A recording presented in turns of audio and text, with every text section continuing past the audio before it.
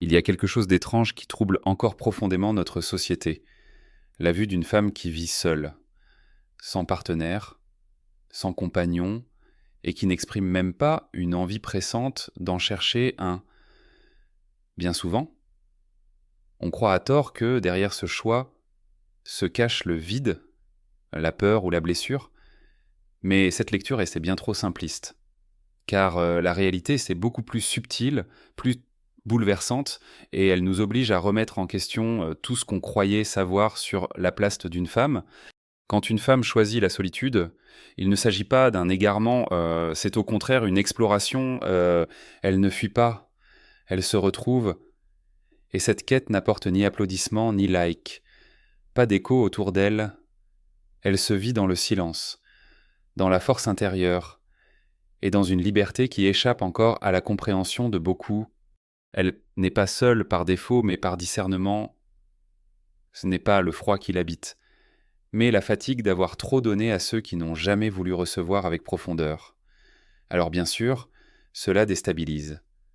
Parce qu'une femme qui n'a pas besoin d'être sauvée brise l'illusion construite depuis des générations, celle que sa valeur dépend de son lien à l'autre.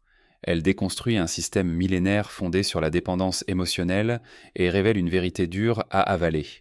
Nombreux sont les hommes, mais aussi les femmes, qui ne savent pas se passer et qui ne savent pas comment exister face à quelqu'un qui se tient debout sans béquille extérieure. Carl Jung disait « Tout ce que nous refusons en nous-mêmes finit par habiter notre ombre ». De nombreuses femmes, seules aujourd'hui, incarnent justement cette ombre collective, l'image de ce que beaucoup aimeraient devenir mais n'osent pas. Elles ne crient pas leur désir d'amour, elles murmurent leur choix. Leur absence d'ostentation est déjà, en soi, une déclaration de puissance. Ce silence dérange parce qu'il ne s'agit pas de vide, mais d'un sanctuaire. Et ce qui est sacré, ce qui est préservé, met les autres face à leur propre manque. Pour comprendre ce chemin, il faut accepter cette nuance. Être seul ne signifie pas être perdu. Au contraire. Souvent, c'est une nouvelle strate de conscience qui s'ouvre, là où beaucoup cherchent à se remplir par l'extérieur, par les réseaux sociaux, par la validation amoureuse, par des relations parfois creuses. Ces femmes choisissent la voie intérieure, et ce choix demande du courage. Les psychologues appellent cela la solitude choisie, un état qui, loin d'être nocif, est associé à plus de créativité, de résilience émotionnelle et de santé psychologique. Burger, 1995, Individual Difference in Preference for Solitude. Cette femme qui vit seule n'a pas renoncé à l'amour, elle a simplement cessé de se satisfaire de pseudo-amour qui l'amoindrissait. Elle sait désormais qu'une relation authentique n'est pas censée réduire, mais agrandir. Et tant qu'un tel lien n'émerge pas, elle choisit de se respecter, même si cela signifie marcher sans main dans la sienne. Il est facile de croire qu'elle s'est durcie, mais en vérité, ce qu'on appelle froideur, c'est en réalité de la maturité affective. Elle a connu les excès, les illusions, les désillusions, elle a aimé jusqu'à se dissoudre, elle a donné jusqu'à n'avoir presque plus de centre. Puis un jour, la douleur s'est muée en enseignement. Chaque cicatrice s'est transformée en une balise intérieure. Elle sait désormais quels sont les faux ports, et elle préfère prendre le grand large encore seule, plutôt que d'accoster dans un port toxique. C'est là que réside son paradoxe. Elle a l'air inaccessible, mais c'est justement parce qu'elle ne joue plus le jeu des apparences. Elle n'a pas besoin d'être sauvée, elle veut être reconnue, et cette attente, dans un monde qui valorise l'image plutôt que l'être, passe parfois pour de l'exigence excessive, mais en réalité, elle recherche simplement une présence véritable, pas un rôle, et c'est ce qui effraie encore, la complétude. Une femme qui a traversé son propre désert n'a plus peur du vide, elle sait se nourrir de silence, se réchauffer de sa propre flamme, elle n'est pas fermée, elle est sélective. Ce n'est pas un mur qu'elle élève autour d'elle. C'est un filtre. Sa tendresse existe. Mais elle ne se gaspille plus. Elle ne se laisse approcher que par ceux qui viennent avec une vérité nue, débarrassée des masques et des jeux de pouvoir. Pour comprendre sa trajectoire, il faut oser voir l'affrontement qu'elle a vécu. Elle a exploré ses blessures, le sentiment d'abandon, la peur de décevoir, la dépendance affective qui parfois se déguise en passion, Elle a fait ce que Jung appelle une descente dans l'inconscient. Rencontrer son ombre, la regarder en face, et en revenir plus entière. Peu de gens ont le courage de ce voyage, car il ressemble davantage à un champ de bataille qu'à une promenade. Imagine cette femme, un soir, refermant la porte derrière elle après une journée lourde. Le silence l'enveloppe. Autrefois, ce silence aurait été angoissant, mais aujourd'hui, il est apaisant. Elle prépare son repas tranquillement, se verse un verre de vin ou une tisane, mais peut-être une playlist douce, et s'assoit à table. Elle ne ressent plus ce picotement du « il manque quelqu'un ». Elle ressent l'évidence du « je suis suffisante ». Ce geste quotidien, anodin en apparence, est en réalité un rituel de réconciliation profonde. Cette paix qu'elle incarne, elle ne la brandit pas en étendard. Pourtant, dès qu'elle entre dans un cercle ou une pièce, tout le monde l'aperçoit. Pas parce qu'elle cherche à attirer l'attention, mais parce que la sérénité irradie et impose respect. Comme l'a montré la psychologie sociale, nos états intérieurs influencent ceux des autres. Un individu centré, attentif à soi, crée spontanément une dynamique plus calme autour de lui. Fredrickson, 2001. The Broaden and Build Theory of Positive Emotions. Chez elle, cette force silencieuse devient magnétique. En vérité, elle ne fuit pas l'amour, elle le réinvente. Ce qu'elle réclame n'est pas le conte de fées, mais la rencontre de deux êtres déjà éveillés, capables de marcher côte à côte sans chaîne ni dépendance. Et si ce n'est pas possible, elle préfère son propre chemin, parce qu'elle a enfin compris. Mieux vaut être entière seule que fragmentée à deux. Au fil du temps, cette femme a compris une chose essentielle. L'amour véritable n'est pas une échappatoire à la solitude, c'est une extension de la paix déjà trouvée en soi. C'est pourquoi elle déstabilise tant, parce qu'elle n'attend plus qu'on vienne combler ses manques. Elle ne cherche pas à fuir son vide par quelqu'un d'autre. Non, elle a appris à affronter ses propres tempêtes, et certainement pas du jour au lendemain. Ce fut un processus long, parfois douloureux, et toujours exigeant. Elle a traversé ces moments de doute où la société lui soufflait à l'oreille « Tu es seule parce que tu n'as pas su retenir, parce que tu demandes trop, parce que tu refuses de faire des concessions. » Mais au fil de ces expériences, elle a découvert une vérité capitale, demander du respect. Ce n'est pas être exigeante. Refuser d'être diminuée. Ce n'est pas être difficile. C'est la base. Et pourtant, dans un monde où l'on a normalisé les relations incomplètes, poser des bases solides peut vite passer pour une révolte. Voilà pourquoi elle est vue comme menaçante. Parce qu'elle bouscule le schéma classique de la femme douce et conciliante qui attend qu'on valide sa valeur. Les recherches en psychologie de l'attachement aident à comprendre cette posture. Selon John Bowlby et Mary Ainsworth, nos styles affectifs se construisent dans la petite enfance et influencent nos relations adultes. Beaucoup de femmes qui choisissent la solitude consciente ont justement déplacé leur rapport affectif. Elles sont passées d'une dépendance anxieuse à une autonomie sécurisée. Ce n'est pas qu'elles ont cessé de croire à l'amour. C'est qu'elles n'acceptent plus des liens qui ravivent la peur d'être abandonnées. Elles préfèrent le choix mature d'attendre un lien réciproque plutôt qu'un ersatz d'amour. Imagine cette scène, ses amis la poussent un soir à donner une chance à quelqu'un rencontré sur une application. Elle essaye, elle s'assoit dans ce restaurant, sourit, écoute. 2 heures plus tard, elle rentre, seule, mais pas triste. Parce que, en cet instant, elle a senti à quel point son temps est précieux. Cette lucidité l'enracine un peu plus dans son choix. Elle comprend que dire non n'est pas perdre, c'est préserver ce qu'elle a mis tant d'années à reconstruire. Et c'est là que le regard des autres s'anime. Les hommes parfois se sentent déstabilisés.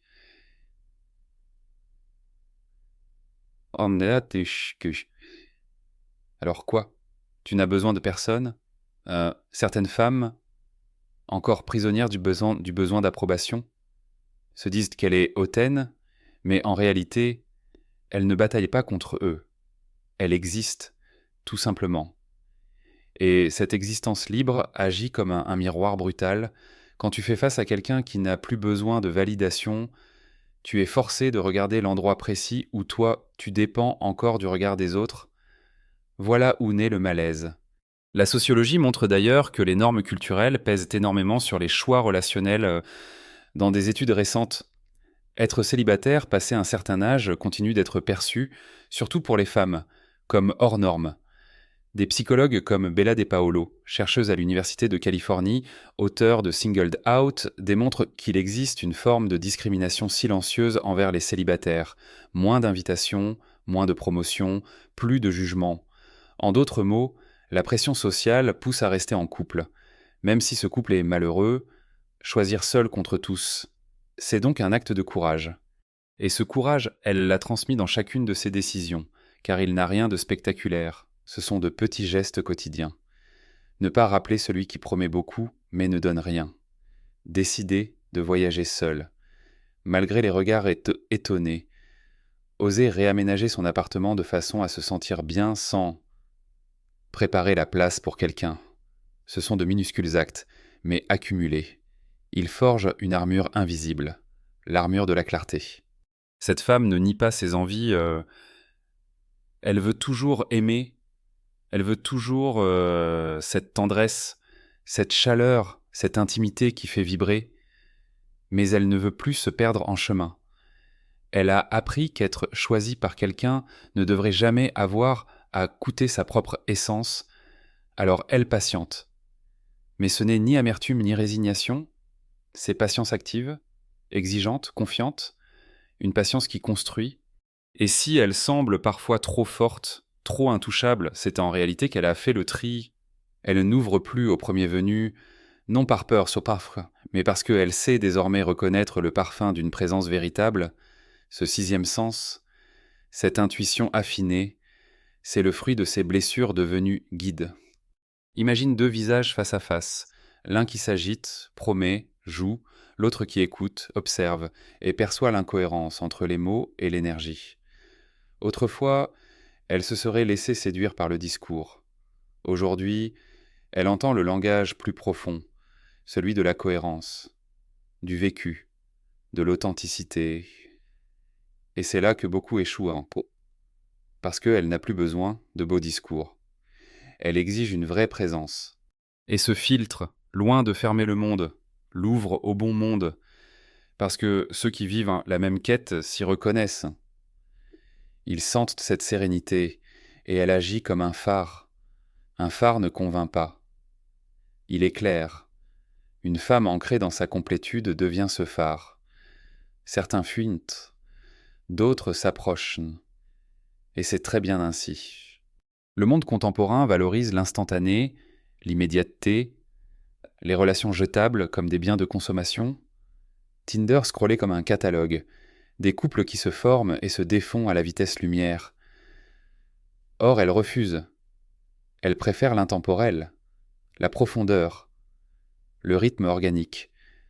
Cela peut paraître paradoxal, mais cette lenteur est révolutionnaire.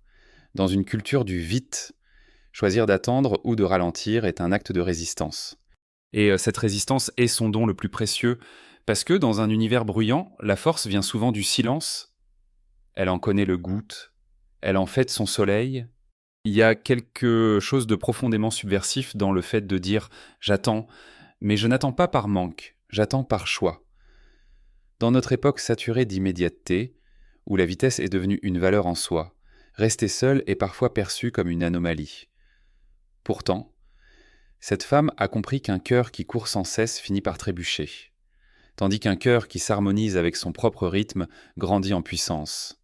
Elle a traversé des nuits de doute, des moments où le silence pesait plus lourd qu'un millier de conversations superficielles, mais peu à peu, ce qui lui faisait peur est devenu sa source la plus fertile. Des chercheurs en neurosciences, comme John Cacioppo, spécialiste du lien entre solitude et cerveau, ont montré que la solitude subie peut ronger la santé, mais que la solitude choisie, quant à elle, stimule la créativité, régule les émotions et renforce la conscience de soi. Cette femme en est l'incarnation vivante. Elle a transformé ce qui aurait pu être un désert en un jardin intérieur. Pour la comprendre, il faut se rappeler que son chemin n'est pas une ligne droite, Il y a eu des rechutes, des retours vers de vieilles habitudes, des relents de nostalgie.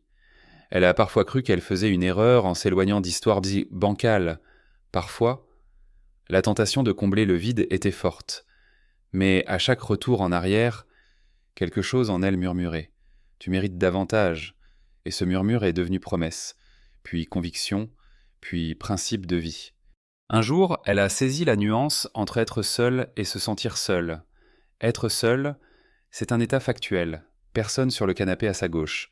Pas de texto romantique à minuit. Mais se sentir seul, c'est ne pas être vu quand on est pourtant accompagné.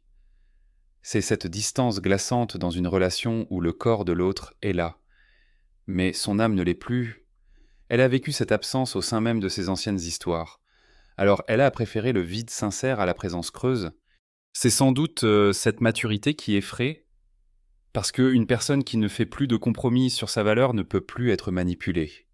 Elle ne mendie plus l'attention. Elle ne quémande plus l'amour.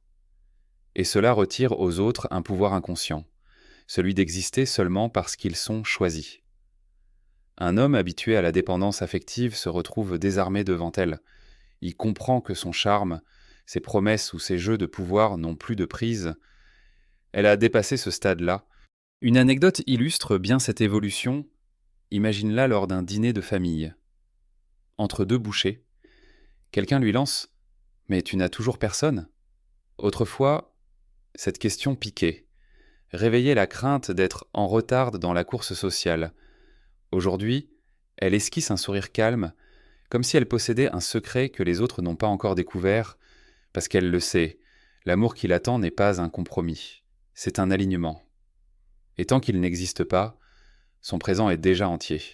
Ce sourire-là, c'est une révolution silencieuse, parce qu'il traduit un choix rare, celui de ne pas mesurer sa valeur au nombre de cœurs obtenus, mais à la qualité des liens qu'elle cultive, et cela inclut le lien le plus fondamental, celui qu'elle entretient avec elle-même. Carl Jung le décrivait sous le concept d'individuation, ce processus que chacun doit entreprendre pour unifier ses parts conscientes et inconscientes, apprendre à regarder son ombre et finir par devenir un être plus complet. Beaucoup fuient ce voyage, car il demande du dépouillement. Elle l'a embrassé. Descendre en soi, contempler ses failles, reconnaître les traumas hérités, les peurs jamais nommées, puis reconstruire. Et de cette nuit obscure est née une femme neuve, une femme qui n'a plus besoin d'être complétée. Dans son quotidien, cela se remarque dans de petits et riens. Sa manière de marcher, sereine, comme si chaque pas était une affirmation. Je m'appartiens. Son choix d'activité, lecture, voyage, méditation, création, reflète ce besoin de connexion profonde, pas seulement à l'autre, mais au monde. Même ses silences sont habités. Elle n'est pas en attente passive, elle se tisse chaque jour. Et c'est précisément cela qui la rend magnétique, parce qu'elle est l'une des rares à incarner ce que beaucoup recherchent désespérément, la paix d'être soi. On admire, ou bien on craint. Certains se sentent jugés par elle, comme si sa clarté soulignait leur propre compromis. D'autres la voient comme une muse, une preuve vivante que la liberté n'est pas une utopie. Mais attention, cette liberté n'est pas synonyme de fermeture. Elle ne s'est pas blindée. Elle s'est clarifiée. Elle ne laisse entrer que ceux qui vibrent avec sa profondeur. Et cela demande une chose que peu osent offrir, une authenticité nue, sans masque, sans rôle. Comme si elle rendait impossible toute superficialité prolongée autour d'elle. En sa présence, les façades s'effritent. On ne peut plus jouer. On doit être. C'est sans doute pourquoi ces femmes deviennent des miroirs de tout ce que nous refoulons encore. Notre peur de la solitude, notre dépendance au regard extérieur, notre difficulté à nous aimer nous-mêmes. Se tenir face à elles, c'est être confronté à cette question intime. Et moi, est-ce que je pourrais vivre pleinement sans validation étrangère ? Rend pessin. Pour certains, la réponse fait mal. Pour d'autres, elle ouvre une brèche vers un éveil nouveau. Ce qui la rend encore plus singulière, c'est qu'elle ne cherche pas à provoquer ses réactions. Elle n'est pas en croisade. Elle n'a pas besoin de prouver quoi que ce soit en elle. Il n'y a ni lutte ni revanche à faire payer, simplement une vérité vécue jour après jour. Elle a choisi son intégrité plutôt que la conformité. Et cette intégrité n'est pas qu'un choix personnel, c'est un message collectif. Car chaque femme qui ose s'incarner ainsi brise une part du vieux récit, celui qui dit que la valeur féminine se mesure au couple qu'elle forme, au foyer qu'elle bâtit, à la main qu'elle tient. Désormais, le récit commence autrement. La valeur se mesure à la conscience de soi, à la paix intérieure, à la liberté aimante. Et ça, c'est une onde de choc que même la société la plus traditionnelle ne peut contenir éternellement. Il y a une vérité que peu osent admettre. La société a peur des femmes qui ne dépendent pas, car dépendance signifie contrôle, et indépendance signifie liberté. Quand une femme cesse de chercher refuge dans le regard de l'autre, elle devient ingouvernable par les anciennes normes. On ne peut plus lui faire croire qu'elle est incomplète si elle n'est pas en couple, ni la convaincre que son bonheur se cache dans l'ombre de quelqu'un d'autre. Et cette certitude, bien que silencieuse, dérange plus que 1000 cris. Parce qu'elle a appris à marcher sans chaîne, elle effraie ceux qui construisaient leur pouvoir sur la peur de l'abandon, ou sur la faim d'approbation. Combien de relations tiennent seulement parce que l'un dépend du regard de l'autre? Combien restent ensemble par peur de la solitude plus que par amour véritable? Elle a refusé cela. Elle a compris que l'amour fondé sur le manque devient une prison, tandis que l'amour issu de la complétude devient un espace de liberté. Et cette différence se ressent partout. Elle n'est plus séduite par des promesses vagues ou des discours vides. Elle cherche une incarnation vivante de ce qu'elle offre elle-même, une qualité de présence. Il n'est plus question pour elle de demi-amour, parce que sa propre transformation ne lui permet plus de se réduire. Les sciences sociales confirment ce basculement. De nombreuses études montrent que les célibataires, loin d'être tous malheureux, développent souvent des réseaux sociaux plus riches que les couples traditionnels, entretiennent davantage leurs amitiés et consacrent plus de temps à des projets personnels. En 2017, une enquête présentée à l'American Psychological Association concluait même que les célibataires autonomes faisaient preuve d'un niveau plus élevé d'autodétermination et de croissance personnelle. Ce que la société stigmatise encore comme un manque cache en réalité un surplus de créativité, de lucidité, de liberté. Mais attention, cette femme n'a pas durci son cœur. Ce n'est pas l'amertume qui la guide, c'est la clarté. Elle sait encore vibrer, désirer, rêver, mais elle désire autrement. Ce qu'elle appelle amour doit désormais ressembler à un terrain où chacun pousse à son rythme sans étouffer l'autre. Un lien où elle ne se perd pas mais s'épanouit, où elle n'a pas besoin de diminuer sa lumière pour que l'autre brille. Et c'est précisément là que les malentendus surgissent. Beaucoup la prennent pour inatteignable, alors qu'elle n'exige rien d'extraordinaire, seulement que la relation soit réelle. Mais dans un monde qui a normalisé la superficialité, demander du vrai ressemble à du luxe. Et c'est ce luxe qu'elle s'offre d'abord à elle-même. Un soir d'été, elle marche seule dans une rue éclairée d'enseignes et de conversations bruyantes. Tout autour d'elle, des couples s'affichent, se tiennent par la main, se prennent en photo, et soudain, elle sourit. Non pas parce qu'elle rejette cette scène, mais parce qu'elle n'en a plus besoin pour se sentir complète. Elle tient sa propre main, son propre cœur.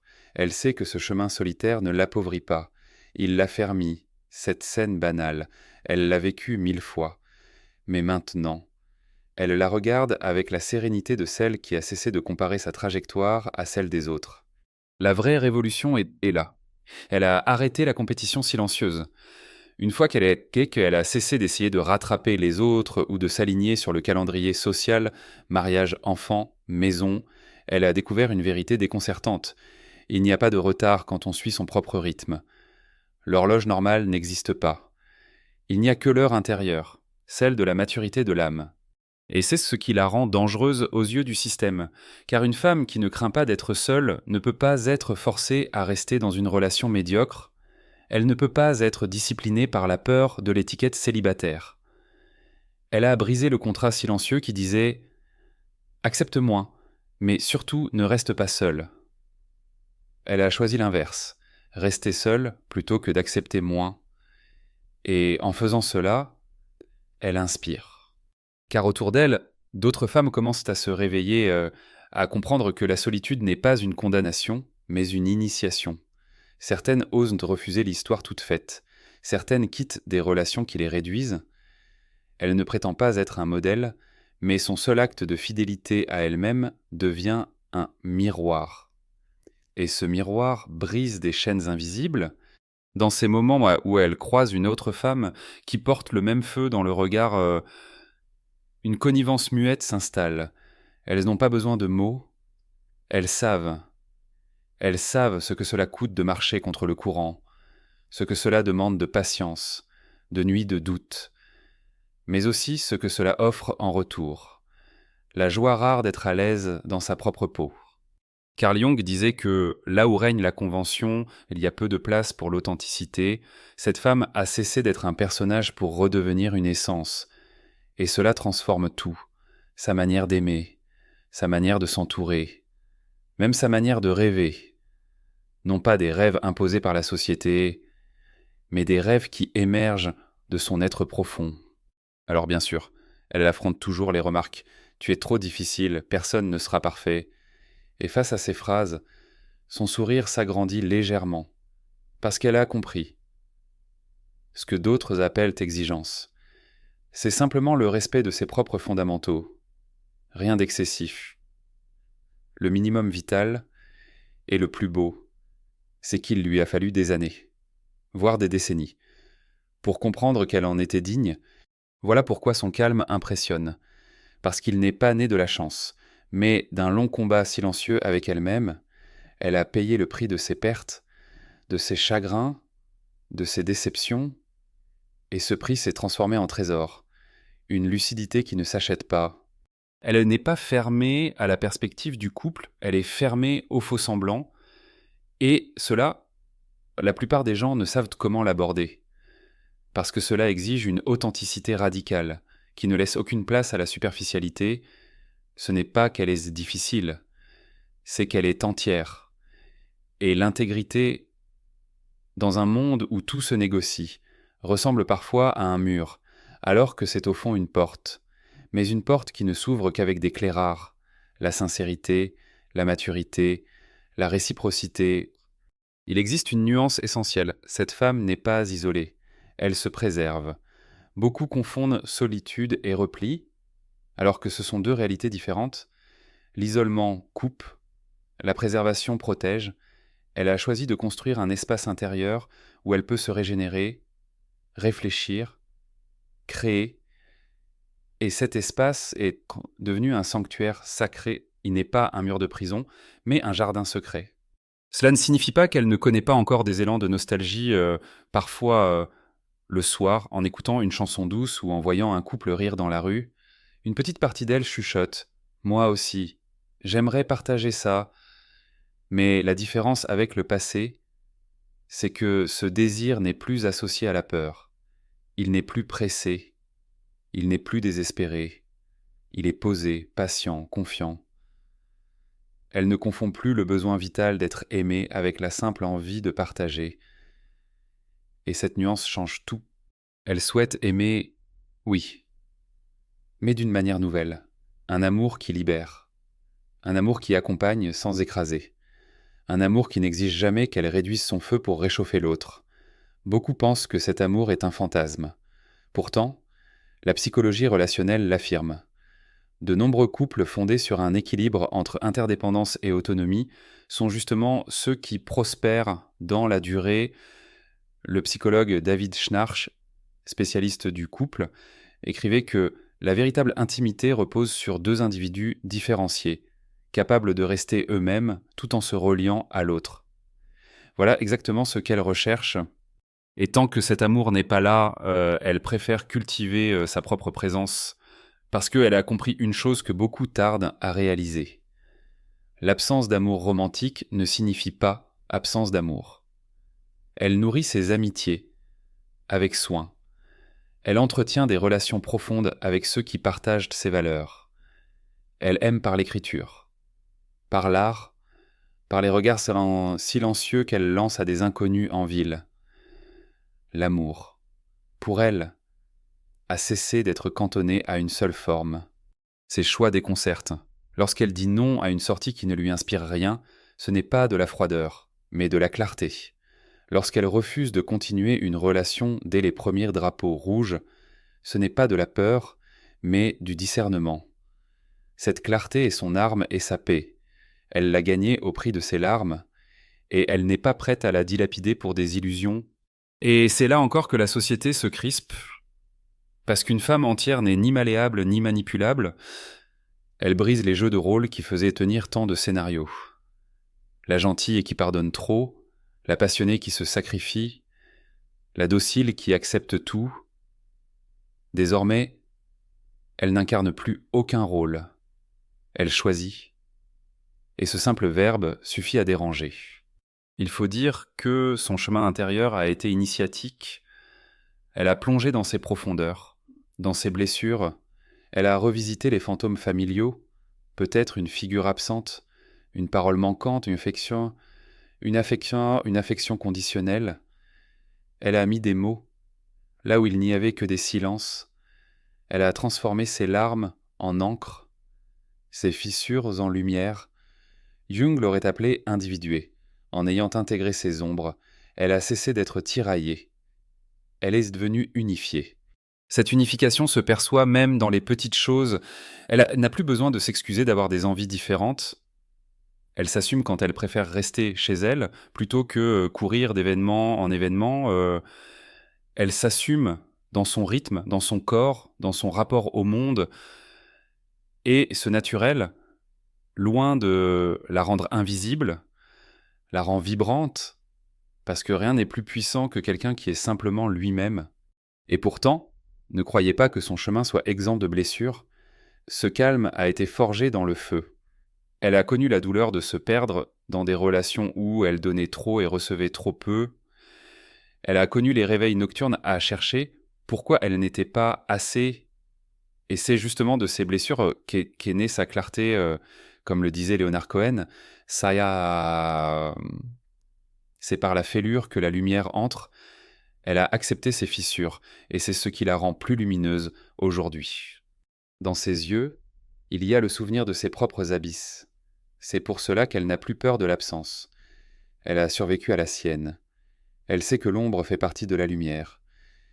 Et c'est pourquoi son calme n'est pas seulement doux. Il est respectueux, profond, presque sacré. Cette transformation est plus qu'individuelle, elle relève de l'archétype.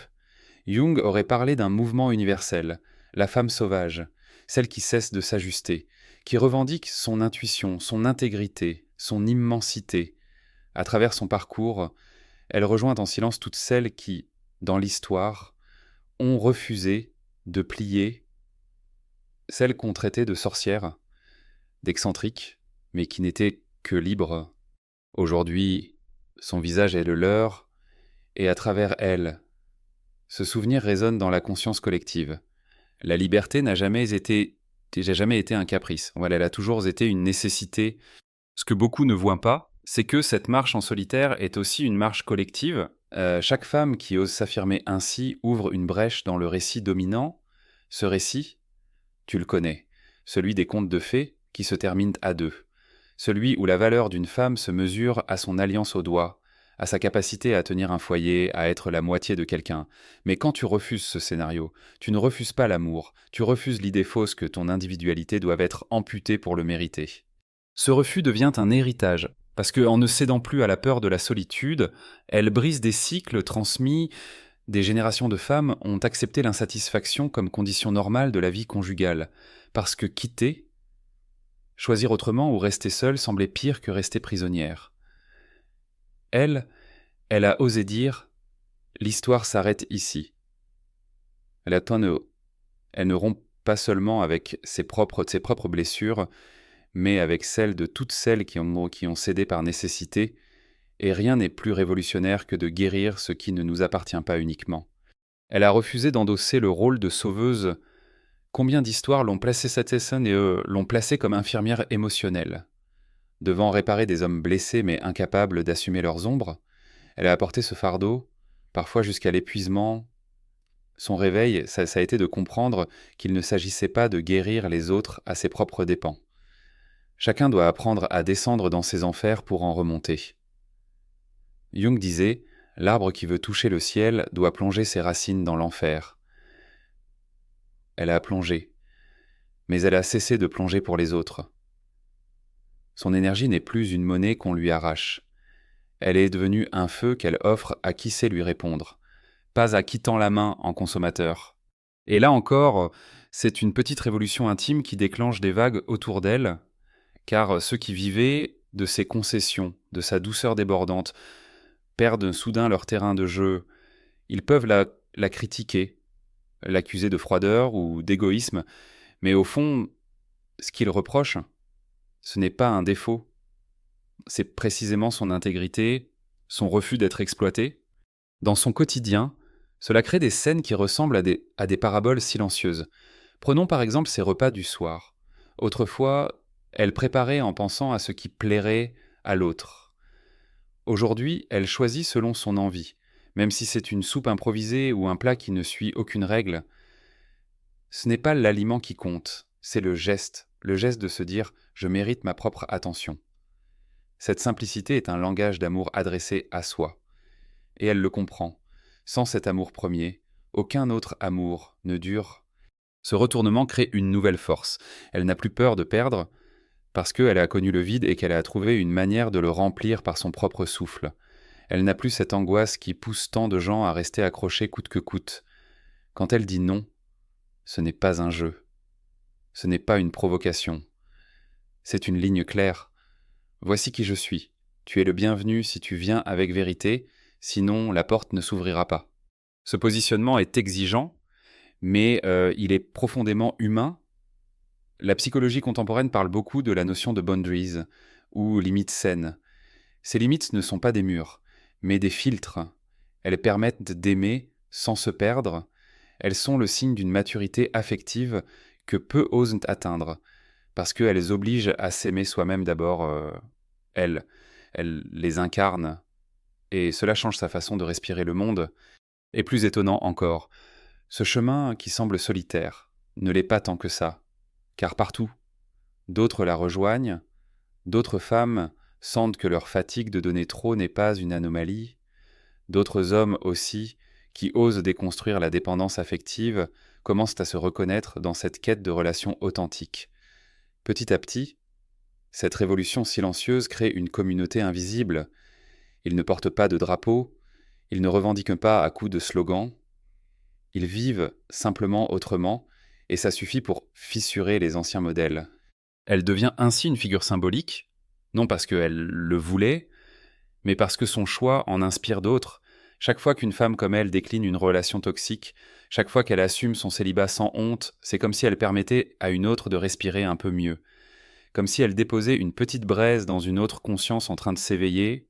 Et ce n'est pas qu'une question de genre, ce qu'elle vit, c'est l'incarnation d'un archétype universel, celui de l'être qui a cessé de chercher à remplir son vide par l'extérieur, et qui a trouvé en lui la source. Que tu sois femme ou homme, tu peux te reconnaître dans ce chemin, parce que nous portons tous cette peur de manquer, ce besoin de reconnaissance. Elle montre qu'il existe une autre voie, celle de l'amour enraciné à l'intérieur. Alors oui, de l'extérieur, on peut la juger silencieuse, distante, mystérieuse, mais si tu t'approches avec sincérité, tu constateras autre chose. Sa présence ne juge pas, elle invite, elle ne cherche pas à sauver, elle inspire, elle n'attend pas d'être complétée, elle propose de déborder à deux, et c'est cette proposition, rare et précieuse, qui effraie certains mais attire profondément ceux qui ont eux aussi fait le voyage intérieur. Il y a un paradoxe fascinant dans cette femme. Elle avance seule, mais elle n'est jamais vraiment seule. Parce qu'en choisissant de ne plus s'accrocher aux relations incomplètes, elle a attiré une autre énergie, des amis plus vrais, des liens plus sincères, des projets plus alignés. Quand tu n'acceptes plus les miettes, tu laisses soudain place à un pain entier. Et cela, elle l'a expérimenté. Regarde son parcours. Elle a connu la douleur de s'effacer dans des histoires, celle de s'accrocher à des illusions qui promettaient de l'attention mais n'apportaient que des bribes de présence. Puis elle a tout arrêté, et ce vide, qu'elle craignait d'abord, est devenu un espace de reconstruction. C'est là que réside sa métamorphose. Quand tu n'attends plus que l'extérieur te définisse, tu découvres tes propres contours. Ce qu'elle a trouvé dans cette solitude choisie, c'est une puissance intime, une capacité à se régénérer de l'intérieur, c'est ce que la psychologie positive appelle la résilience post-traumatique. Après certaines épreuves, l'être humain ne revient pas seulement à son état d'avant, il devient plus fort, plus conscient, plus solide. Les cicatrices deviennent des racines, et c'est peut-être ce qui fait qu'elle inspire tant. Elle est la preuve vivante qu'on peut traverser la perte et en ressortir agrandi, pas diminué. Mais il faut être honnête, ce chemin ne ressemble pas à une ascension linéaire et lumineuse. C'est une spirale. Parfois, elle a dû replonger dans ses ombres, parfois elle a cédé à des voix intérieures qui l'invitaient à se rabaisser. Mais chaque rechute est devenue une leçon, jusqu'à comprendre que la perfection n'existe pas, que le vrai courage n'est pas de ne jamais tomber, mais de se relever en gardant son intégrité. Et c'est là qu'entre en jeu sa différence avec beaucoup d'autres. Hélène ne cherche pas à effacer ses parts sombres, elle ne prétend pas être tout amour, toute lumière, toute douceur. Non, elle accepte aussi ses contradictions, son intensité, son côté orageux, parce que l'amour véritable, elle l'a compris, ne consiste pas à n'offrir que ses plus beaux morceaux. L'amour mature accueille aussi les blessures, les doutes, les fragilités. Et c'est ce type d'amour qu'elle attend désormais, celui qui ne demande pas de s'édulcorer. Dans ses relations passées, combien de fois a-t-elle entendu « tu es trop sensible »,« tu es trop intense », comme si sentir profondément était un défaut. Aujourd'hui, elle répondrait intérieurement « oui, je suis intense ». Et c'est une force, parce qu'elle sait que l'intensité n'est pas un excès. C'est une manière de vivre pleine, une manière de ne pas trahir le feu intérieur. Cela effraie, bien sûr, car ce feu demande de la maturité chez l'autre, mais elle ne craint plus que ça effraie. Elle s'est promis de ne jamais plus éteindre ce feu pour être supportable. Alors elle rayonne à sa manière, consciente que seuls ceux qui ont aussi rencontré leur propre feu sauront marcher à ses côtés. Et puis, il faut le dire, son calme dérange parce qu'il est contagieux. Quand elle entre dans une pièce, elle n'a pas besoin de parler fort ni de se mettre en avant. C'est sa simple présence qui modifie l'atmosphère. Les psychologues parlent d'influence émotionnelle. L'état intérieur d'une personne rayonne inconsciemment et influence celui des autres. Elle a fait de son équilibre un aimant invisible. Certains en sont apaisés, d'autres en sont déstabilisés, parce qu'ils se rendent compte d'un contraste avec leurs propres tourments. Mais elle n'a pas choisi ce rôle pour impressionner, elle n'a pas choisi de devenir un symbole. Le symbole s'est créé autour d'elle, parce qu'elle incarne quelque chose que beaucoup cherchent sans savoir le nommer, la liberté de ne pas dépendre, et la maturité de vouloir aimer quand même. Et c'est là son dernier secret. Elle ne rejette pas l'amour. Elle ne s'est pas fermée à la tendresse, aux bras, à la chaleur humaine. Elle veut encore être aimée, choisie, désirée, mais elle veut un amour qui ne l'abîme pas. Elle ne demande pas la perfection, mais la réciprocité.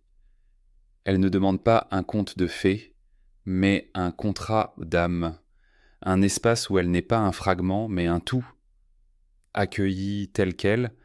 Et si cet amour prend du temps, elle l'accepte, parce qu'en attendant, elle se nourrit déjà de son propre ancrage, de ses propres rêves, de ses propres feux intérieurs. Elle a cessé de se réduire en pensant que seule la relation la rend complète. Elle marche seule, mais chaque pas qu'elle fait retentit plus fort que deux. Alors, on peut continuer à la juger, à la nommer froide, distante, trop difficile, mais au fond, elle n'est rien de tout ça.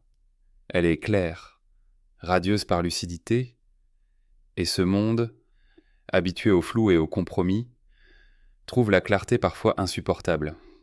Voilà pourquoi cette femme, sans cri, sans bannière, sans guerre, est devenue dangereuse, pas parce qu'elle attaque, mais parce que, dans son simple fait d'exister ainsi, elle défait silencieusement des chaînes que d'innombrables autres comprennent qu'elle porte aussi. La vérité, c'est que cette femme continue d'espérer l'amour, mais elle n'en fait plus une condition existentielle.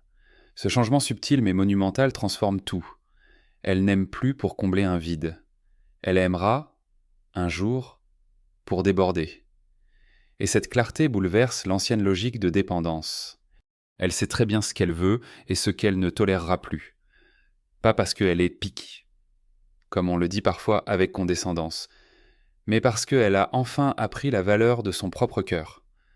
Là où elle acceptait jadis des miettes émotionnelles, elle réclame désormais un repas entier. Pas un luxe, simplement la justice envers elle-même. Et c'est ce nouveau seuil qui effraie, la barre est remontée. Non pas haut, mais au juste niveau. Ce qui la soutient dans cette posture, c'est cette conviction intime que tout véritable amour commence par la reconnaissance de soi. Celui qui n'a pas appris à s'aimer ne peut aimer sans chaîne. Cet adage, on le retrouve dans les psychologies modernes comme dans les sagesses anciennes. Les thérapeutes de couple, les maîtres spirituels, les scientifiques du lien affectif, tous convergent. L'amour sain ne naît qu'entre deux êtres déjà debout. Elle l'a vécu à ses dépens. Elle en a tiré sa leçon. Et cela ne la rend pas dure. Au contraire, cela la rend tendre, mais d'une tendresse lucide. Elle ne se perd plus dans des illusions, ça. Si elle se donne, ce sera totalement. Mais jamais dans la mutilation de son âme. Et c'est là sa clé, côté. Son seuil, ceux qui la rencontrent sentent très vite cette énergie particulière. Il est impossible de jouer longtemps devant une telle présence. On doit choisir, s'avancer avec sincérité, ou s'écarter. Et cela, en soi, est un immense filtre social. Autour d'elle, les relations superficielles s'effritent d'elles-mêmes.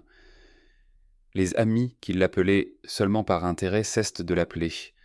Les relations sans profondeur s'éteignent. Ça fait mal parfois, mais ça libère. Ce qui reste, ce sont les liens vrais, ceux qui ne se sentent pas menacés par sa force, mais au contraire nourris par sa présence, et c'est ainsi qu'elle recrée un monde où la solitude n'est pas vide, mais plénitude. Jung disait « Ce à quoi tu résistes persiste, ce que tu embrasses te transforme ». Elle a embrassé sa solitude, et elle l'a vu se transformer en une alliée qui lui a offert le recul nécessaire pour comprendre ses blessures, le temps nécessaire pour guérir, et la force nécessaire pour dire non. Alors, oui, il y a eu des larmes, oui, il y a eu des nuits blanches, des questionnements, mais chacune de ces nuits a ajouté une brique à son temple intérieur. Ce temple, ce sanctuaire qu'elle porte désormais avec elle dans chaque action, dans chaque silence, même dans ses sourires. Il suffit de la regarder. Quand elle dit non, ce n'est jamais violent. C'est un non ferme, mais paisible. Quand elle s'éloigne, ce n'est pas un jeu de pouvoir, c'est une stratégie de préservation. Quand elle choisit de rester chez elle avec un livre au lieu d'accepter un rendez-vous creux, ce n'est pas de l'arrogance, c'est de la lucidité, et cette clarté devient contagieuse. Certains hommes, face à elle, découvrent une nouvelle dimension. Ils comprennent que séduire ne suffit plus, que charmer ne marche plus, que jouer ne mènera à rien. Pour l'approcher, il faut être rien qu'être. C'est simple mais terriblement rare, car cela demande la capacité de se confronter à soi-même avant de tendre la main vers l'autre. Et toutes ces transformations individuelles, cumulées, deviennent un bouleversement collectif. Parce que à travers elles, le monde se rend compte que l'amour ne se mendie pas, il ne se quémande pas, il ne se force pas, l'amour se choisit, se reconnaît, se célèbre, et c'est cette nouvelle définition qu'elle incarne silencieusement, comme une lampe discrète mais ferme dans le noir. Elle n'est pas une femme qui a renoncé à l'amour, elle est une femme qui a renoncé à l'illusion de l'amour.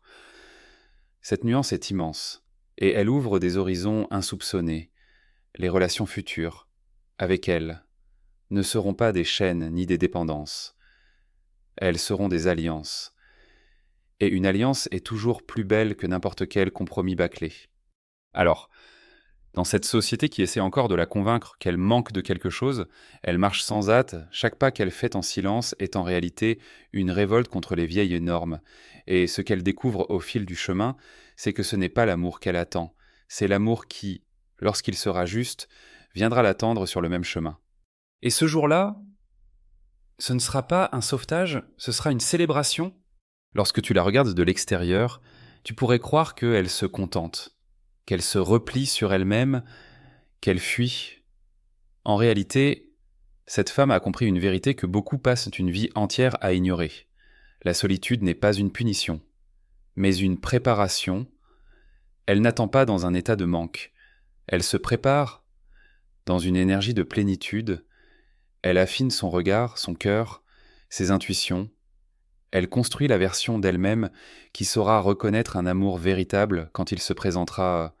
Parce que c'est ça la plus grande différence. Autrefois, comme beaucoup, elle confondait attention et amour. Elle croyait que les beaux mots suffisaient, que la passion seule était la preuve du lien. Mais maintenant, elle sait qu'il faut plus. Désormais, elle observe au-delà des discours. Elle capte la cohérence entre les paroles et les gestes. Elle regarde la constance, pas juste les intentions. Elle a appris que l'amour n'est pas ce qu'on promet, mais ce qu'on incarne jour après jour.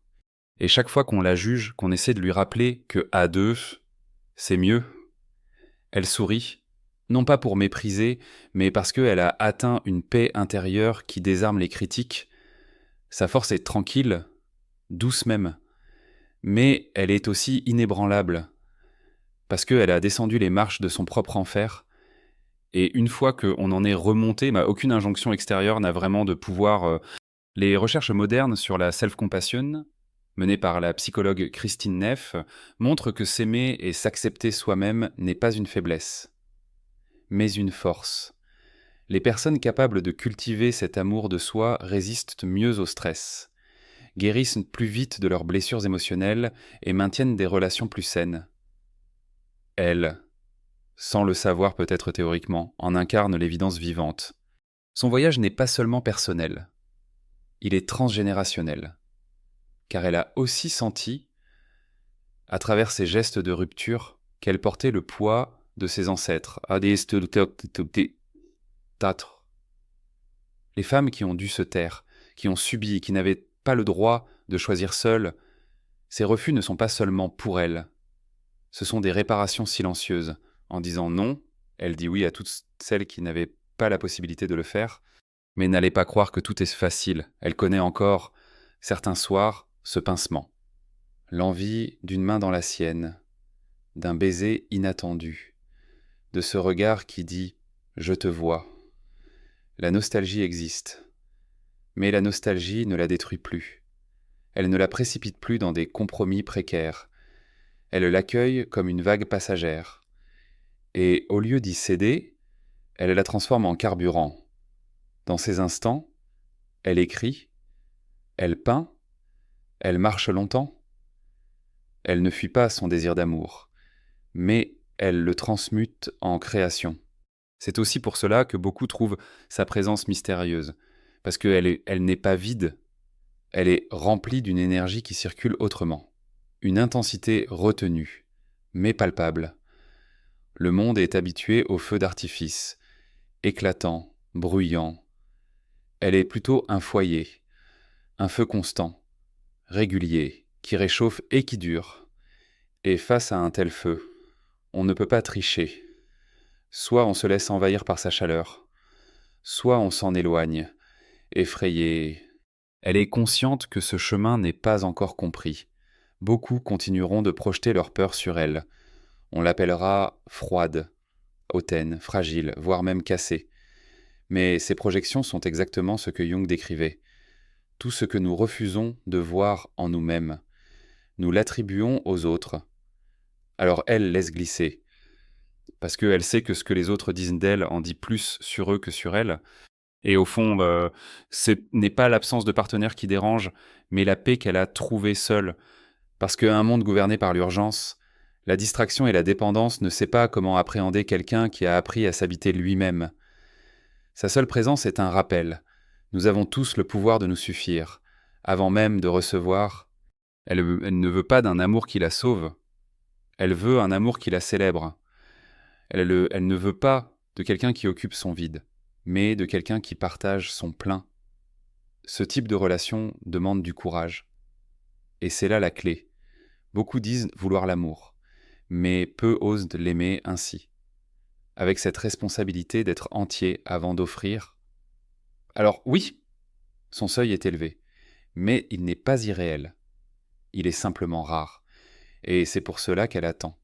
Pas dans la résignation, mais dans la paix, pas dans la peur, mais dans la fidélité à son âme. Et cette fidélité, c'est peut-être la plus grande révolution intime de notre temps, parce qu'elle nous montre, à chacun et chacune, que l'amour le plus fondamental commence toujours ici, en nous. Peut-être que ce qui intimide le plus chez cette femme, ce n'est pas son choix de rester seule, mais la lumière sereine avec laquelle elle habite ce choix. Car tant d'êtres humains vivent en tension permanente, happés par des besoins non comblés, endormis dans des compromis qu'ils n'osent plus questionner. Elle ose. Et ce simple fait est déstabilisant. Il oblige à se demander si nous-mêmes, nous vivons vraiment l'amour, ou si nous nous contentons d'un arrangement. Son indépendance est parfois mal comprise.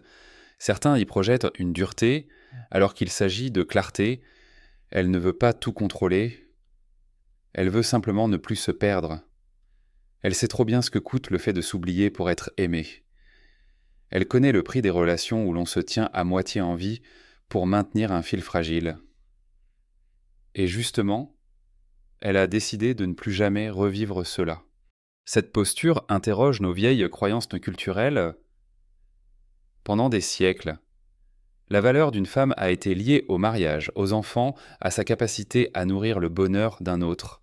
Mais de plus en plus de voix s'élèvent pour affirmer que ce modèle ne suffit plus. L'écrivaine américaine Bell Hooks, dans All About Love, l'explique clairement, l'amour véritable ne peut exister sans justice et sans respect mutuel. Une relation où l'un se sacrifie pour l'autre n'est pas de l'amour, c'est du pouvoir déguisé.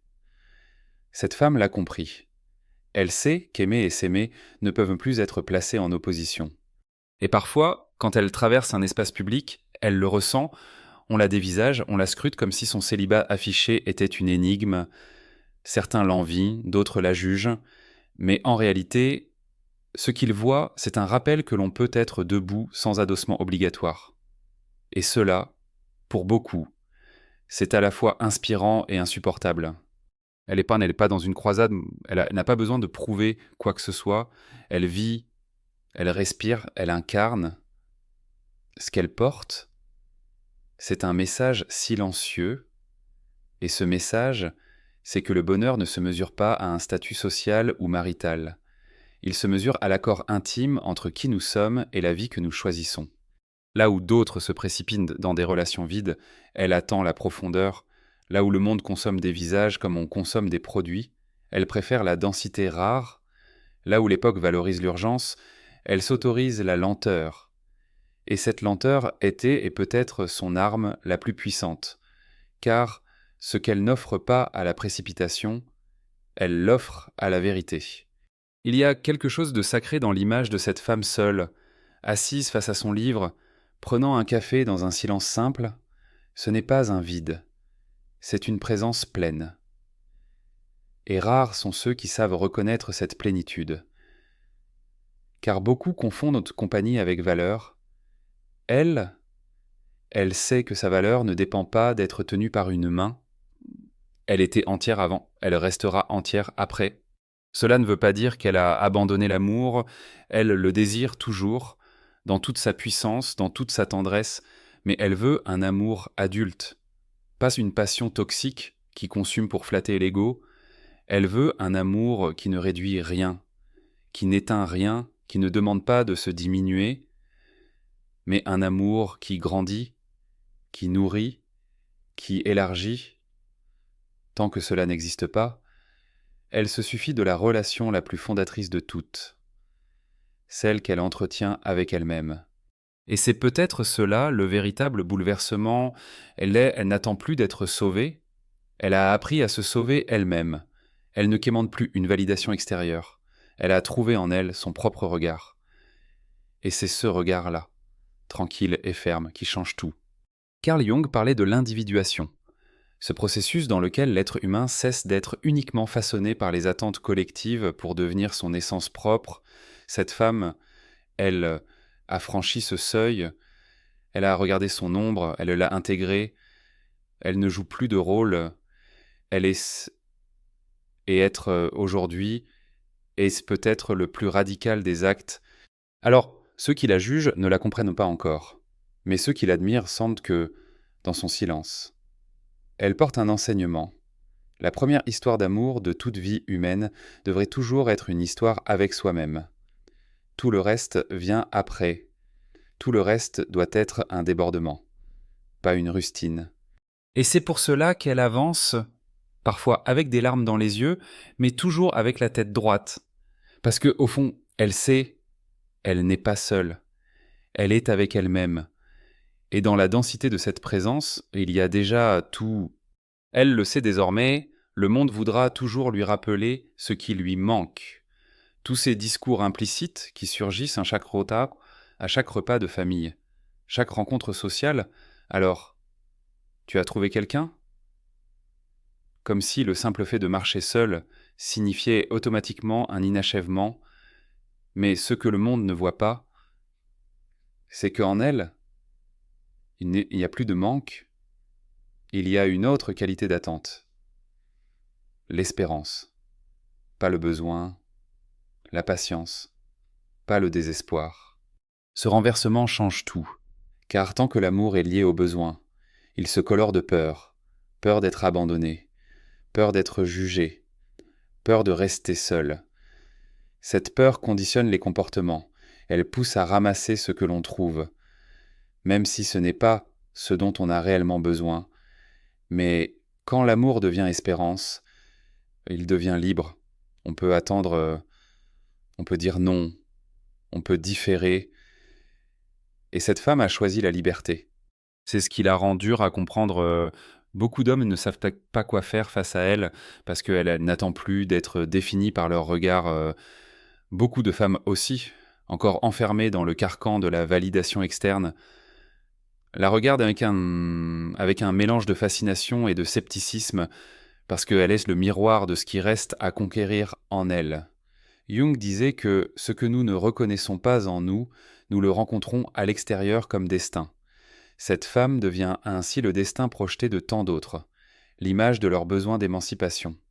Et pourtant, elle n'a rien d'une guerrière en colère. Ce n'est pas la rage qui la conduit, mais une énergie beaucoup plus silencieuse, presque paisible. Elle ne combat pas le monde. Elle refuse simplement de se trahir. Et c'est cela qui est si puissant, parce qu'on peut toujours contrer l'agressivité, mais on ne peut pas désarmer la tranquillité de quelqu'un qui ne réclame rien, qui ne fait qu'exister dans toute sa complétude. Alors bien sûr, la douleur surgit parfois, elle connaît encore ses creux soudains, ses élans de vulnérabilité où tout semble peser, mais elle les vit différemment. Avant, ces nuits de solitude la plongeaient dans la panique. Aujourd'hui, elle la ramène simplement à elle-même, comme un rappel. Mais tu es capable de traverser cela. Tu l'as déjà fait. Et la neuroscience moderne le confirme. Apprendre à réguler ses émotions face à la solitude active et fortifie le cortex préfrontal. La zone du cerveau liée à la gestion du stress et aux prises de décision. Son calme n'est donc pas seulement symbolique. Il est inscrit en elle, biologiquement renforcé par ses expériences. Voilà pourquoi sa tranquillité semble presque palpable. Son silence essaie mal interprété, certains y voient de l'indifférence, mais ce silence est un choix, un repos fertile. C'est dans ce silence qu'elle a appris à écouter ses propres voix, là où tout le monde se distrait. Elle se plonge, en s'écoutant. Elle a réentendu ses intuitions, son enfant blessé, mais aussi sa femme sauvage, celle qui rêve, qui crée, qui ose, et c'est cette cohabitation intérieure qui la rend si entière. Beaucoup continuent à penser qu'elle veut trop, mais la vérité c'est qu'elle s'est simplement mise au bon niveau, demander à être respecté, entendu, vu, soutenu, ce n'est pas beaucoup, c'est normal. Seulement, dans un monde qui a banalisé l'indifférence et les amours déséquilibrés, la normalité paraît irréaliste. Ce qu'elle vit n'est pas trop, c'est ce qu'il faudrait être capable d'offrir à chacun. Alors elle attend encore, pas en sculptant des illusions, pas en idéalisant un futur prince, elle attend, mais debout.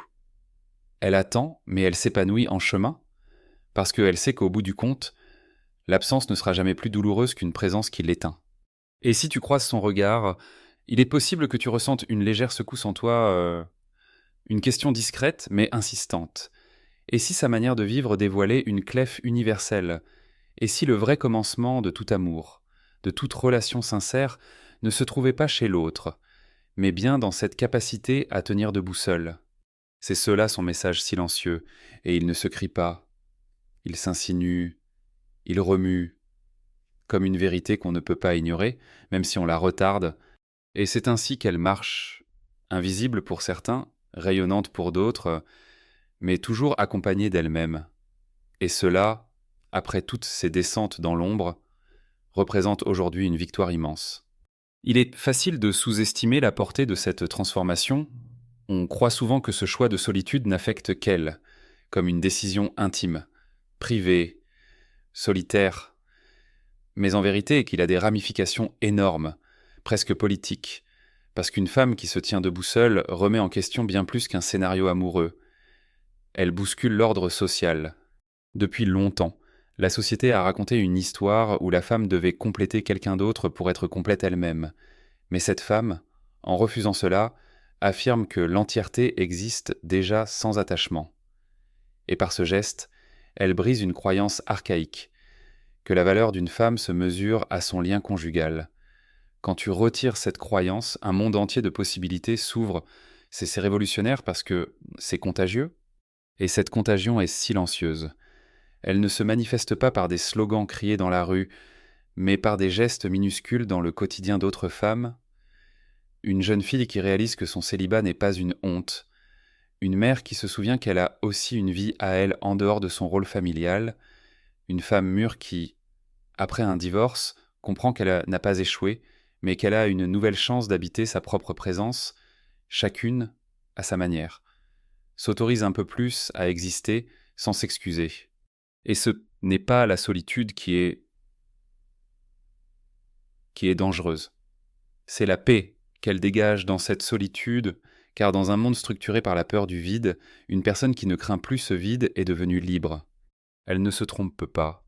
Elle sait que l'amour est un désir naturel, presque biologique. Le toucher, l'intimité, le lien, elle en rêve encore, mais elle a appris à ne plus confondre désir et dépendance. Elle a compris que l'amour doit ajouter, pas remplacer. Et cette nuance, que peu osent pratiquer, modifie toute la dynamique relationnelle. C'est pour ça aussi qu'elle attire autant d'admiration que de critiques, parce qu'elle brise un code très simple, l'idée qu'on aime pour se compléter. Elle rappelle, par sa vie, que l'amour n'est jamais censé sauver. L'amour authentique fonctionne uniquement quand deux êtres se sauvent déjà eux-mêmes et entrent ensuite en célébration. La philosophie contemporaine évoque souvent la différence entre manque et abondance. L'amour basé sur le manque se nourrit de l'angoisse et crée des liens fragiles, parfois destructeurs. L'amour basé sur l'abondance se nourrit de la paix intérieure et donne naissance à des relations solides. Elle a choisi l'abondance. Et c'est ce choix qui fait d'elle une énigme pour beaucoup, parce qu'elle n'entre pas dans les schémas habituels de séduction, de dépendance, de jeu. Elle est sortie du cycle. Dans son quotidien, cela se traduit simplement. Elle ne cherche pas à prouver qu'elle est aimable. Elle ne multiplie pas les artifices pour attirer. Elle se contente d'exister pleinement. Et paradoxalement, ce sont souvent ceux qui existent le plus simplement qui attirent le plus profondément. Car leur authenticité devient magnétique. Elle ne le cherche pas. Mais elle attire. Mais au lieu d'accueillir tout ce qui vient à elle, elle trie. Elle filtre, non pas par obsession de perfection, mais par respect de son âme, Elle sait que chaque non est en réalité un acte de protection, chaque retrait, une façon de rester fidèle au chemin parcouru. Et ce chemin est trop précieux pour être dilapidé au premier frisson éphémère. Dans l'intimité de ses journées, elle se surprend parfois à sentir une force nouvelle, comme un ancrage dans son corps, une stabilité émotionnelle qu'elle n'avait jamais connue. C'est le fruit de sa discipline intérieure, des années de travail sur elle, de thérapie peut-être, de lecture, de nuits d'introspection. Et cet ancrage n'est pas seulement une victoire personnelle, c'est un modèle vivant. Parce qu'au fond, chacun de nous porte cette capacité, cette femme incarne juste ce que tout être humain peut créer, la possibilité de se suffire à soi-même, avant d'accueillir. Son exemple n'est pas une mise à l'écart de l'amour, mais le rappel que le véritable amour ne détruit jamais son porteur. Et c'est sans doute là son plus bel héritage silencieux. Elle nous montre que l'amour n'est pas une quête effrénée vers l'extérieur, c'est d'abord un retour intérieur. Et de ce retour naît une vérité simple. Quand tu n'as plus peur de te suffire à toi-même, tu n'as plus peur d'attendre, et encore moins peur de partir. Voilà ce qu'elle incarne, jour après jour, une liberté tranquille, une authenticité rare, et une clarté dont le monde avait besoin, même si ce monde la craint encore. Il reste une question subtile que beaucoup n'osent pas formuler à voix haute. Et si cette femme avait raison? Et si, au lieu de courir après des relations pour fuir notre solitude, nous avions tout à gagner à la traverser pleinement? Car tout ce parcours, au fond, révèle un paradoxe essentiel. Ce n'est qu'en apprenant à être seul avec soi-même qu'on peut vraiment rencontrer l'autre. Pas dans l'urgence de combler un manque, pas en demandant à l'autre de jouer le rôle d'un pansement, mais dans la pleine conscience de qui nous sommes, cicatrices comprises. C'est ainsi que naît un amour qui ne dévore pas, mais qui nourrit. Cette femme n'ignore pas qu'aimer, c'est risquer. Elle sait que l'amour, même quand il est beau, comporte sa part de douleur, mais sa solitude a changé son rapport au risque. Elle ne risque plus de se perdre. Elle n'acceptera plus cette blessure-là. Et c'est cela qui fait toute la différence. Elle s'expose encore à l'amour, mais elle refuse l'anéantissement de son être. Elle choisit la vulnérabilité consciente, pas la dépendance inconsciente. Et si son chemin inspire, c'est parce qu'il contraste avec les illusions de notre époque. Aujourd'hui, l'amour est souvent réduit à une vitrine.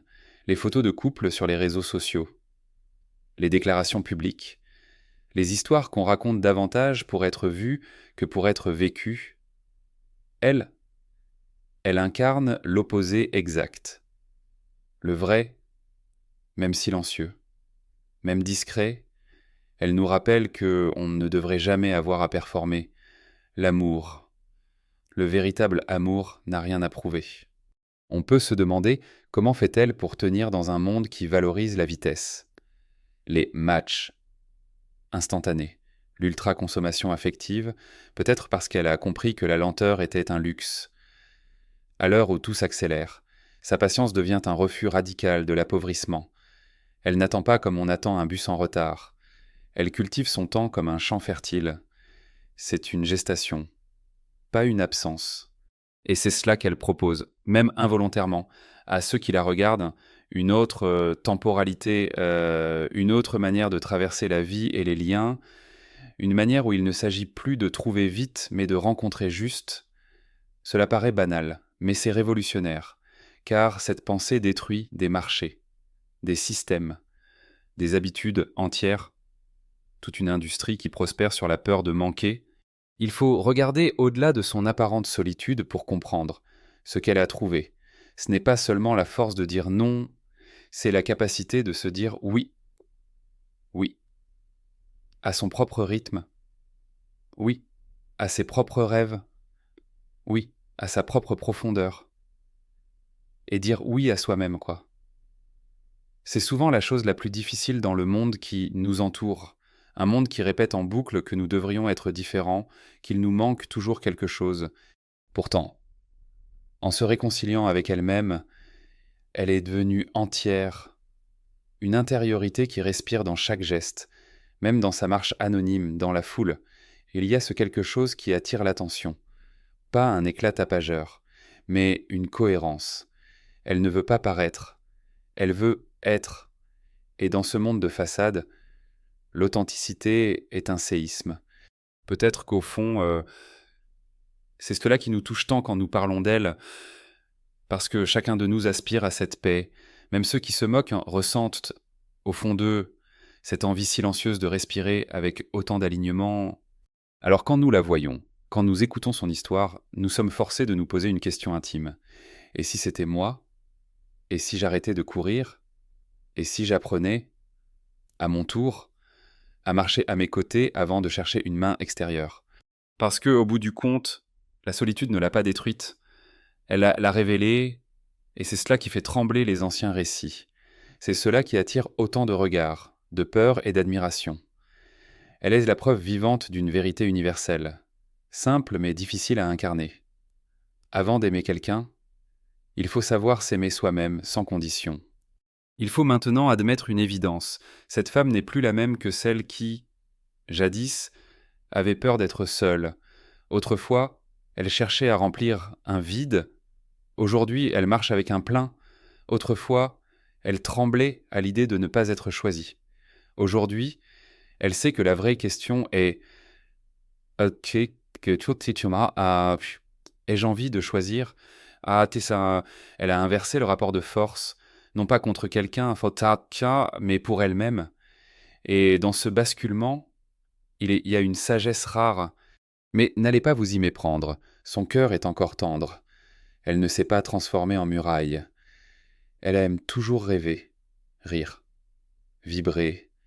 Elle veut encore être touchée dans les gestes simples, dans un regard, dans une attention sincère. La différence, c'est qu'elle n'est plus disposée à se donner à ceux qui ne savent pas accueillir cette richesse. Elle préfère se garder entière, plutôt que de se disperser dans des présences incomplètes. Et c'est ce qui la distingue dans ce monde, son exigence de vérité, pas une vérité grandiloquente, pas une vérité affichée, non, une vérité incarnée, dans un geste, dans un silence. C'est cette densité intérieure qui rend sa compagnie incomparable. Parce que tu sens que tu ne fais pas face à un masque, mais à une personne entière, avec ses couleurs et ses ombres. Et très peu savent t'offrir cela, car beaucoup redoutent l'ombre en eux, beaucoup préfèrent un peu la camoufler, la lisser, jouer le rôle de la personne facile, mais elle a appris que c'est dans l'ombre que se cache la clé de notre profondeur. Jung le rappelait, on ne devient pas éclairé en imaginant la lumière, mais en rendant conscient l'obscurité.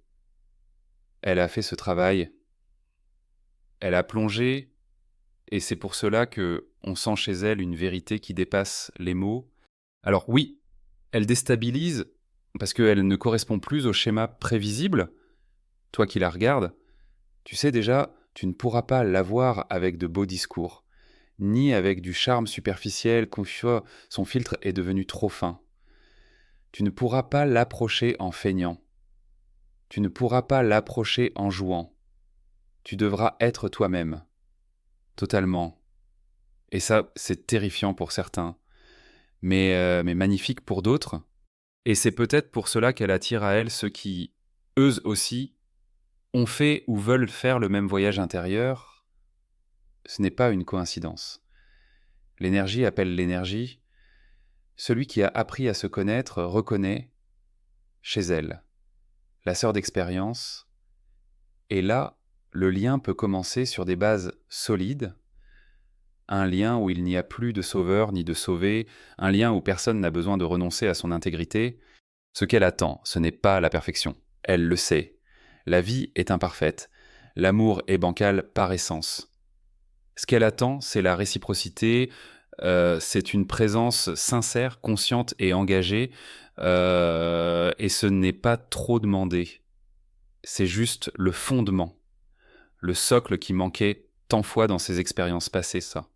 Alors elle continue de dire non, non aux demi-mesures, non aux promesses sans acte, non aux histoires qui réduisent tes... Ces noms sont ses prières.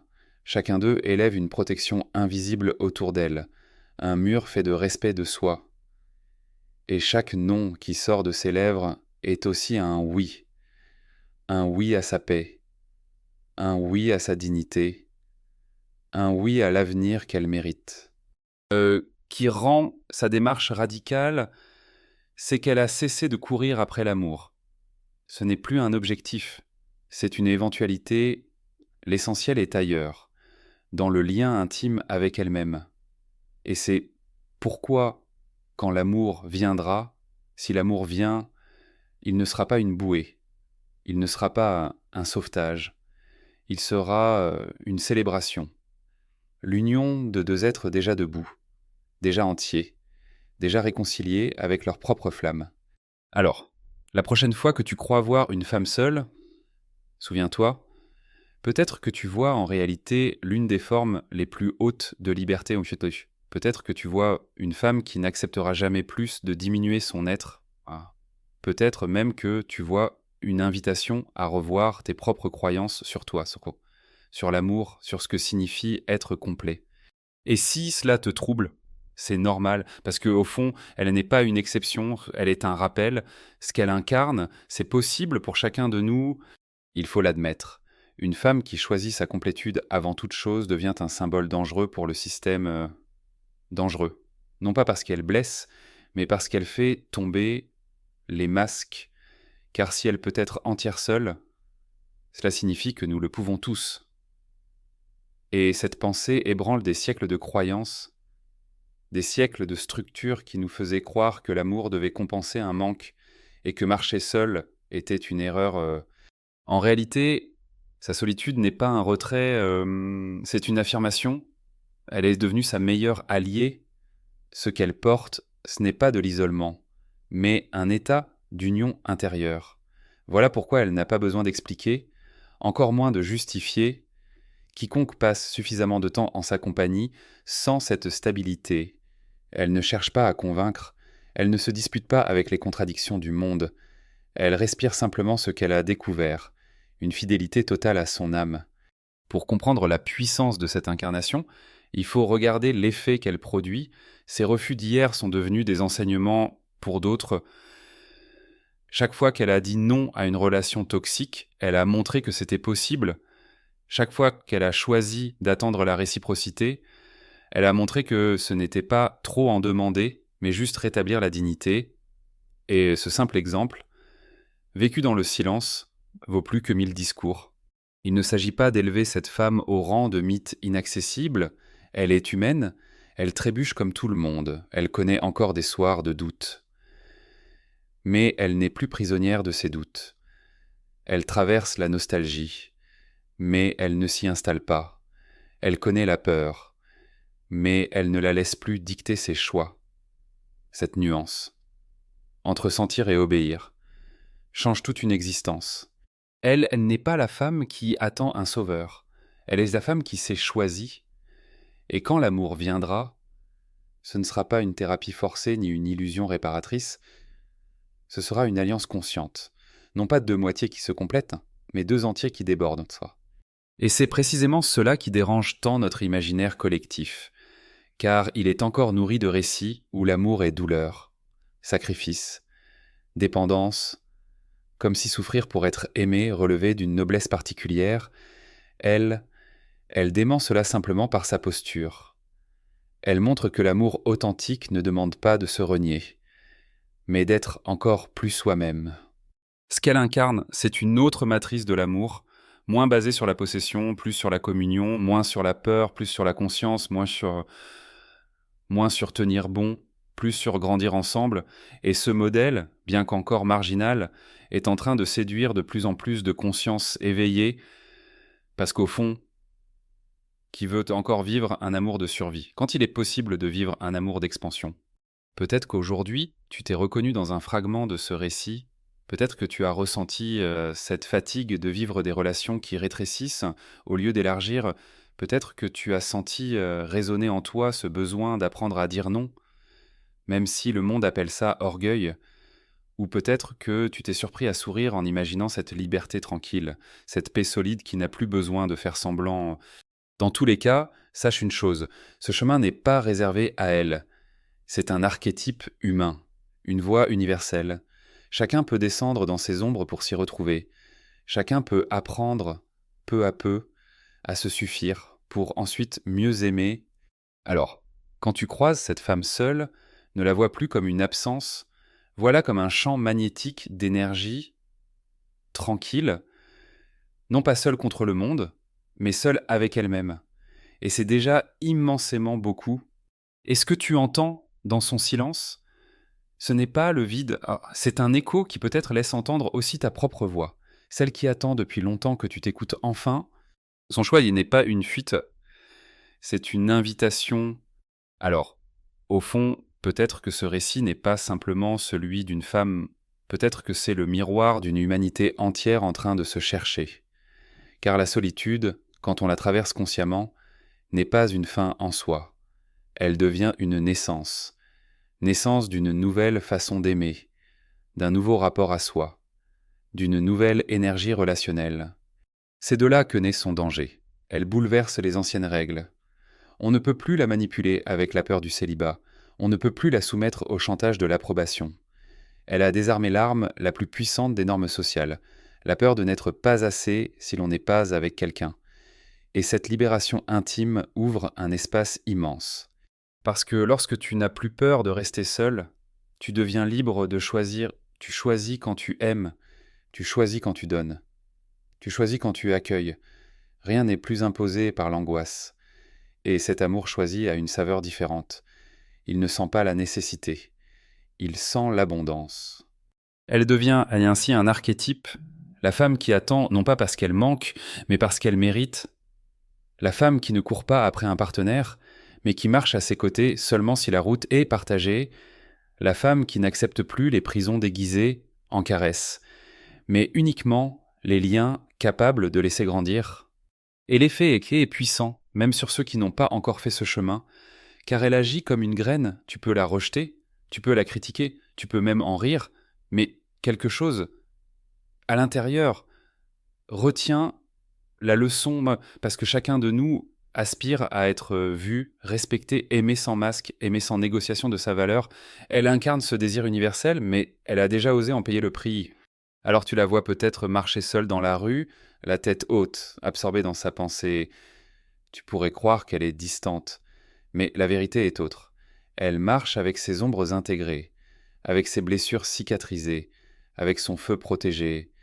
Ce n'est pas de la distance. C'est une présence plus vaste qu'on ne l'imagine. Et le jour où l'amour frappera à sa porte, il trouvera un sanctuaire prêt, pas un refuge fragile, mais un temple déjà bâti. Elle n'attend pas d'être remplie, elle attend de partager, et c'est cette différence qui fera que son amour sera rare, intense, lumineux. Ce ne sera pas un amour fait de chaînes, mais un amour fait de danse. Le plus beau, peut-être, c'est que son chemin ne parle pas qu'aux femmes, il parle à toute âme qui a accepté des fragments par peur du vide, il parle à tout être humain qui a cru que se suffire à soi-même relevait de l'égoïsme, alors que c'est en réalité le socle. Alors, si son histoire résonne en toi, ne l'entends pas comme une légende lointaine, entends-la comme une invitation, un rappel que tu peux, toi aussi, marcher ce chemin, que tu peux apprendre à ne plus dépendre, que tu peux transformer ta solitude en allié et que tu peux te préparer non pas à être complété, mais à partager ton plein. Car au fond, voilà ce que cette femme incarne, la plus belle forme de pouvoir, pas celle qui domine, celle qui s'appartient. Et ce pouvoir, silencieux, tranquille, est peut-être la seule révolution que ce monde ne pourra jamais étouffer.